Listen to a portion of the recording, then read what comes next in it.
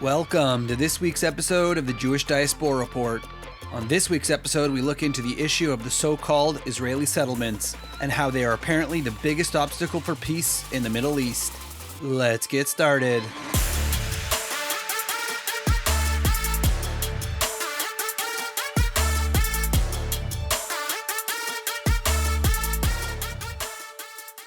Many people have heard the term settlements and instantly have some thoughts that come into their head. It is incredible that, like many issues around Israel, certain terms have become somehow unique to Israel and bring up negative images in people's heads when they think about it, as if there are no, quote, settlements anywhere else in the world, and these so-called problems only exist in Israel, caused by the Jewish and Israeli people. In this week's podcast, we're going to look into what a settlement is and why they're so controversial. As is the case with many terms like Jerusalem, Israel, West Bank, or Judea and Samaria, or even the Temple Mount, every term today in Israel is somehow somewhat controversial. The term settlement is no different. Many people know the word settlement and have ideas of what it means, even if they don't know the history or current situation on the ground that involves the so-called settlements, and why these apparent settlements are an oppression and a barrier to peace. The history of the settlements today goes back literally forever. Any people who have ever established outposts, towns, or other permanent homes in an area, especially within the modern state of Israel, created a, quote, settlement. Most of these areas are simply known as towns or cities. The city of New York, as an example, is a city where a settlement of people put down roots in an area, yet we don't call this a settlement, even if there are legitimate claims to why the Europeans had the right to settle the land that wasn't theirs. Funny enough, Israel is a bit different than the Europeans who got off boats, stepping foot onto American shores, and setting up their own settlements on lands that belong to the First Nations.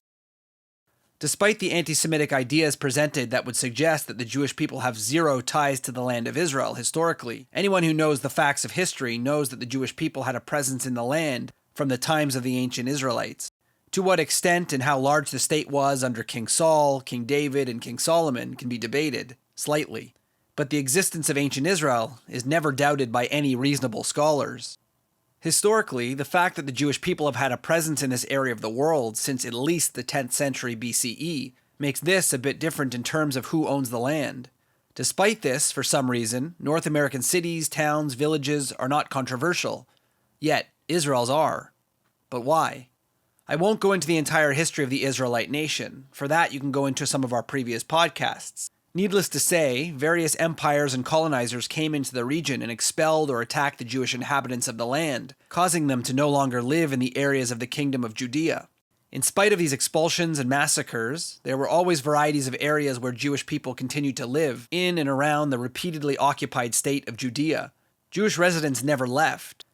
Some, due to the various threats and exiles from around the world, returned back to reclaim the land of their ancestors. Some joined previously held areas, and others, especially in the 1920s and 30s, returned to buy land in what was then known as the British Mandate of Palestine, to make the desert bloom. Around the same time, some areas of the British Mandate for Palestine did have Arab residents. Many of these Arab residents arrived during the Muslim conquest of the region that lasted until the end of the Ottoman and British empires. As the Muslim colonization of the region took over, and many wealthy Arab business people took over the land, many poor Arab workers arrived in the newly conquered territory to tend to the land for a share of the profits. These, for some reason, are not considered, quote, settlements, despite the fact that the land was once owned by the Israelite nation and only became free due to the death and expulsion of the people who once lived there. As we can see from history, there are some similarities between the ideas of settling the land when it comes to the Jews and the Arabs. The Jewish people had returned to their homeland to work the land and created settlements for themselves to live and thrive, which eventually became cities and towns. The Arab people arrived in the land in order to work the land and create cities and towns. So what is the difference, and why is the word settlement only given to areas when they are created by Jewish people? If anything, wouldn't the Jewish settlements be more legitimate because the Jews are reclaiming the land that their people once held but were expelled from, only to come back and reclaim in the 1800s? Then why are Arab settlements created in the 1200s under the Ottoman Empire somehow more legitimate? Who gets to decide when a settlement is a town or an illegal settlement? The term and the idea of a settlement, as we know it today, only really began following the 1967 Six-Day War. Prior to the 1967 war, since 1948, the area of Judea and Samaria, or the West Bank, was under the control of the Jordanians. Many areas that contained Jewish residents for generations were expelled or killed under the Arab armies during the 1948 war, and their land became a part of the country of Jordan. In 1967, after the Arab armies attempted to destroy the Jewish state again, the Israeli Defense Forces were able to push the Jordanian army back across the Jordan River and regain control over the area of Judea and Samaria, or now known as the West Bank.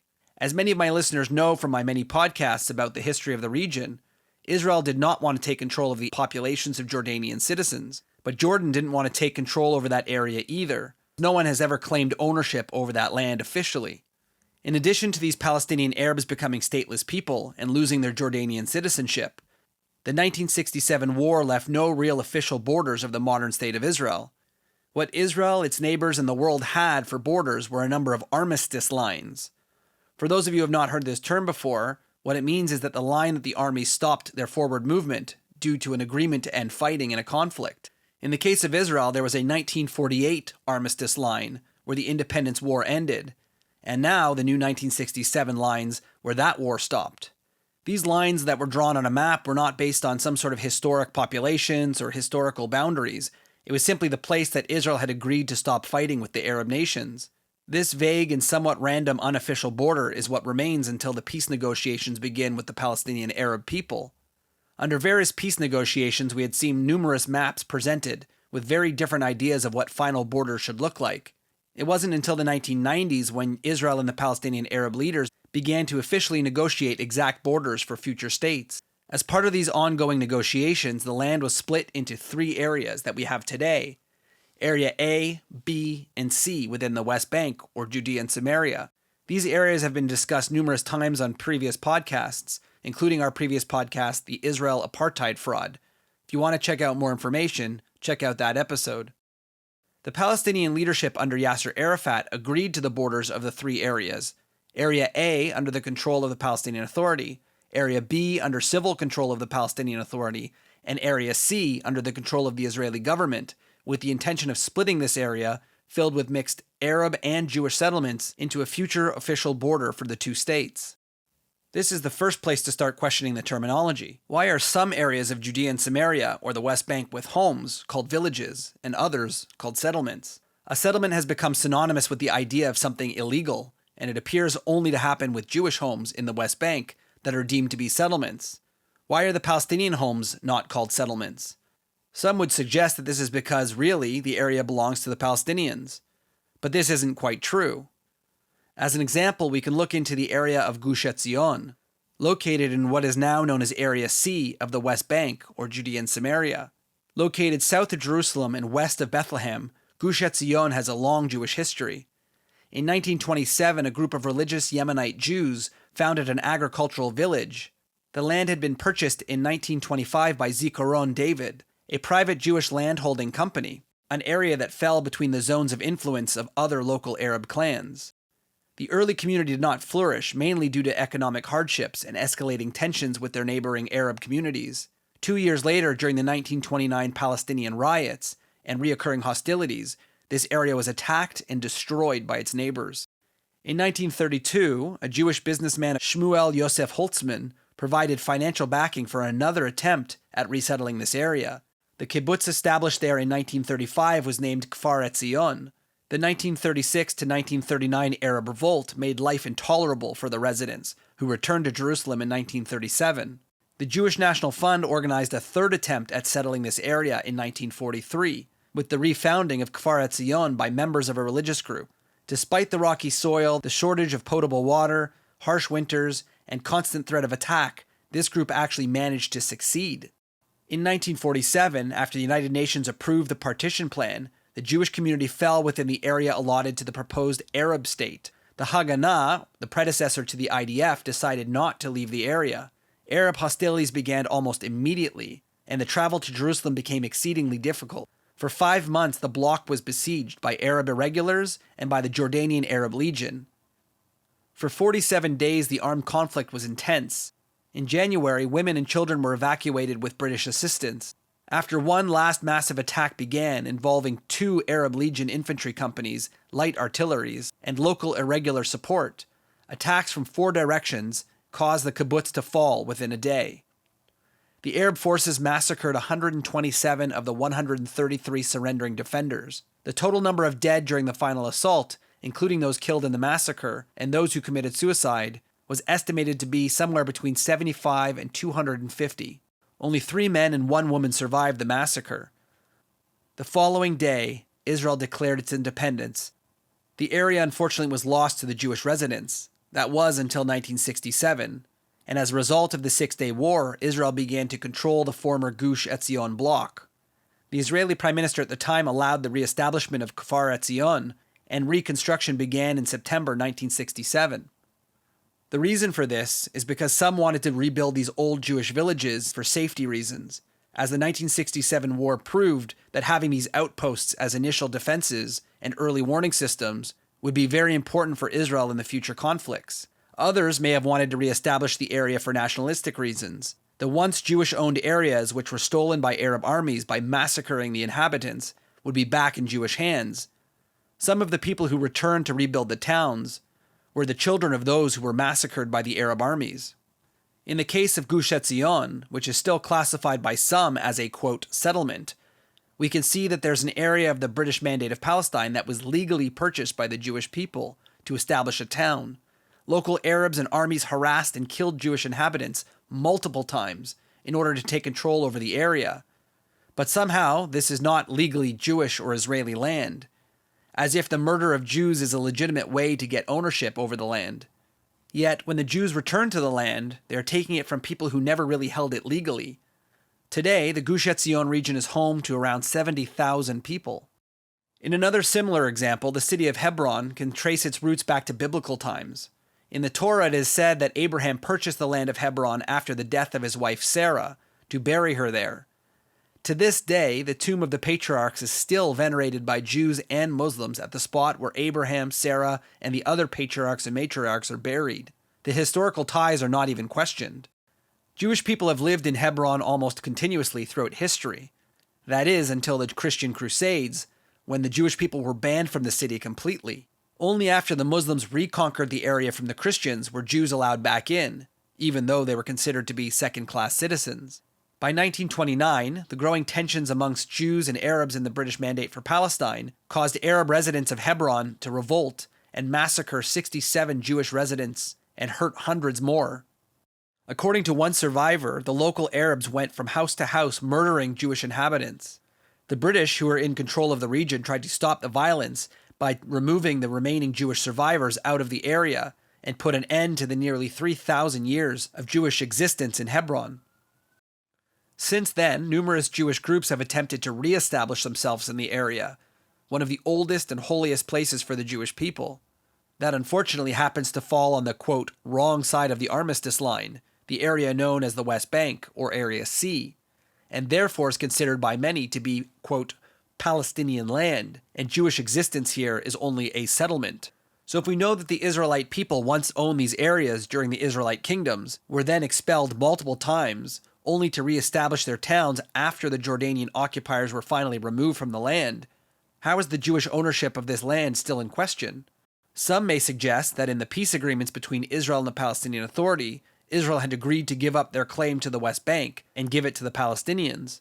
However, this isn't exactly true.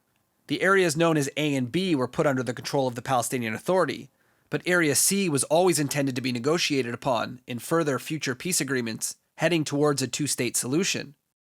Areas that have been historically and currently occupied by Jewish inhabitants would be included in the future Israeli borders, and likewise parts of Area C that have been majority Arab populations will be included in a future Palestinian state. There appears to be a misunderstanding amongst many people who believe that the current area, commonly referred to as the West Bank, is somehow an official place with official borders, and that anything Jewish inside those borders is somehow illegal, which has never been the case. Even the cities today that are most well known in the West Bank, places like Nablus, the center of Palestinian life, are not exactly historically Palestinian. Take the name of the city, Nablus, for example. This is not an Arabic word. The real name of this city can easily be found in the Bible and has been long referred to as Shechem. The biblical town of Shechem was destroyed by the Assyrians in the 8th century BCE. The city traces its modern name, Nablus, back to the Roman period, when it was named Flavia Neapolis, the Latin word for new city, by the Roman Emperor Vespasian of the Flavian dynasty in 72 CE. This followed the Jewish revolts against the Roman Empire, and the Roman Empire renaming Jewish cities as a punishment to the Jewish inhabitants. Following the Arab-Muslim conquest of the Levant in the 7th century, the city was given its new present-day name of Nablus, which is an Arabization of the Roman Neapolis. This isn't exactly a Palestinian city. It is, however, an Arab city, post-Muslim colonization of the area. This leads us to a question that is seemingly rarely asked. Often people ask why Israel and the Jewish people have the right to take land in the West Bank and settle it. No one seems to ask what right the Arabs had to claim the land as their own. Why is this automatic assumption that the entire West Bank belongs to the Palestinian people, and the Jews have no right to rebuild their towns, even historical ones, in Area C? Some may suggest that it is because the United Nations gave the land to the Palestinian Arabs in 1948, and the Israelis accepted this two-state plan. However, the Arabs, including those who lived in the British Mandate for Palestine, did not accept the two-state solution provided by the UN. The Arab League instead attacked Israel with the hopes of making it a one-state, Arab state solution. They turned down the land that was offered to them for the chance at getting more, and they failed. Under Yasser Arafat, the Palestinian leadership agreed that Area C would be up for negotiations and land swaps based on Jewish populations in the area. Many question the legitimacy of the Jewish people expanding the towns in Area C, but no one seems to question who gives Palestinians the right to build in their areas. If we accept that the Palestinian Authority has the right to build and expand their towns within Area A and B, according to the Oslo Accords, then why can't Israel do the same in Area C? There seems to be a bias and double standard here. If the Oslo Accord is no longer really in effect, because the Palestinian Authority has broken many aspects of it when it comes to mutual security and peace, then why is only one aspect of the Oslo Accord expected to be followed? The idea that Israel has to negotiate and give up land to the Palestinian people in Area C. In the end, we hear constantly about how the settlements are a barrier to peace in the Middle East. However, no one seems to really question that idea. Nobody has asked why Israeli towns are considered settlements, whereas new or expanded Palestinian towns in the West Bank are just called towns. When the Palestinian Authority and the Israelis agreed to the Oslo Accords, it was always intended to have this third area split along the lines of mutual land swaps based on populations. Have you ever considered why the Israelis are somehow held to a standard of an accord that the Palestinian Authority has long given up on? Why are the Israelis somehow blamed for re-establishing their ancient towns that were purchased legally multiple times over and murdered or expelled? Why is it that the world feels that because Arab armies and Palestinian riots murdered and expelled Jewish residents, that is a legitimate claim to own the land? I cannot imagine any other conflict where this type of thinking would apply. As long as you murder and expel a population, the land belongs to you. Ironically, a double standard is used to claim that Palestinian Arabs who have claim to the land of Israel, because they fled or in some cases were asked to leave in 1948, have ownership over that land. But the Jews in the West Bank who were expelled or killed, too bad. Can you see the pattern in public opinion? The Palestinian Arabs who were displaced from Israel have a claim to own the land, but also those Palestinian Arabs who forcibly displaced Jews from their land also have a claim to the land. They get to have it both ways. Hopefully this podcast has helped you better understand the issue of the so-called settlements, and how that term alone is a form of propaganda. A Jewish town that was destroyed and reborn is not a settlement. An expansion of a Jewish town in an area that is agreed to be part of a future Jewish state by the Palestinian Authority leader is not a settlement. As we can see, the Palestinian claims to areas of the land are not without controversy, whether it is when they took control of the land or how it became vacant. But for some reason, only Israel's claims to Judea and Samaria are questioned among the Western world and the United Nations. From here on, when you hear the term settlement used, maybe you will look into this area and see if it was only made vacant because the true owners were attacked, expelled, or murdered by the people who now claim to own the land. This has been another episode of the Jewish Diaspora Report. Don't forget to check us out on social media at jdr.podcast and check out some of our other episodes on your favorite podcast source. We'll see you next time.